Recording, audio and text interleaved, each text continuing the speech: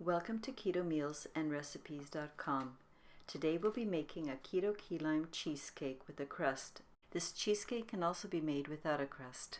The macronutrient ratio for this recipe is 6.0 to 1, with 6.5 total carbs, with 2.3 grams of the total carbs being attributed to the pie crust. After assembling all the ingredients for the recipe as I've shown here, place a 2-liter or 2-quart saucepan on your stovetop.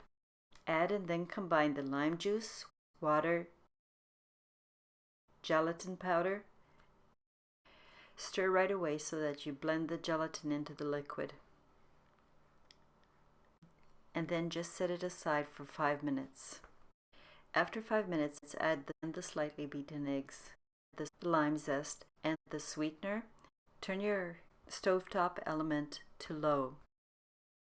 While cooking, stir continuously until the mixture thickens and you notice small bubbles on the inside edge of the pan.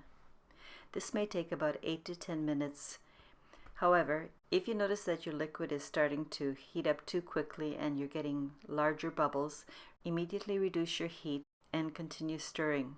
Make sure that this liquid never boils. If it does, your eggs will curdle and you'll end up with very sour tasting scrambled eggs. And the worst part is you'll have to start again. When your custard has thickened, remove it from the heat and set it aside to cool while you prepare the next step. In a mixing bowl, add the cream cheese and butter. Beat at medium speed for about 2 minutes until creamy. Now get your custard in a slow and steady stream. Pour the custard mixture into the butter, cream, and cheese blend. Continue whisking at low speed until everything is combined well. Take the bowl and refrigerate it for at least 1 hour until the mixture is completely cooled. Before taking the cooled lime custard out of the refrigerator, prepare your whipped cream.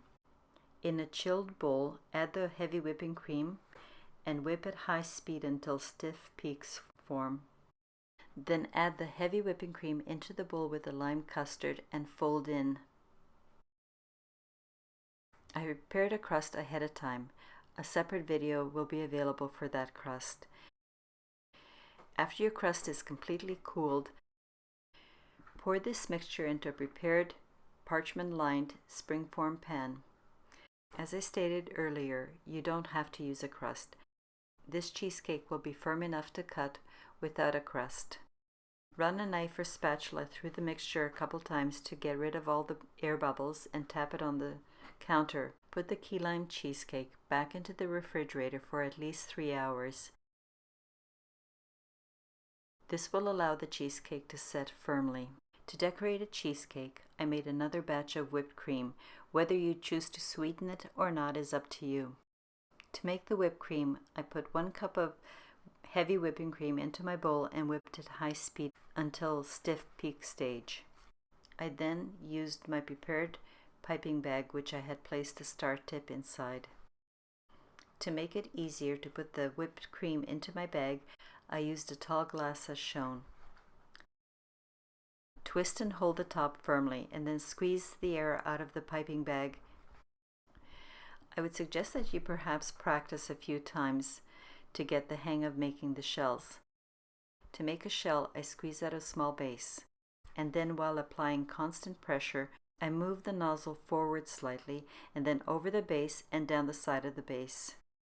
I leave a small gap when making the next shell so that you can clearly see the tail of the previous shell. This technique is not hard to do. All it takes is a bit of practice. A good thing about using the whipped cream to decorate with is that it's very forgiving. When you're decorating the key lime cheesecake, place the shells as close to the edge as you can. If you make a mistake, don't worry. Use your spatula to carefully remove the whipping cream where the error occurred and then just try again. Decorating, especially with this whipping cream method, is very forgiving. When you've finished making all the shells around the perimeter, take your thinly sliced lime medallions, which you cut into halves, and place each half of lime between every 2 shells. This wasn't so difficult, was it? Now you have created an impressive looking dessert. This is one of my husband's favorite desserts.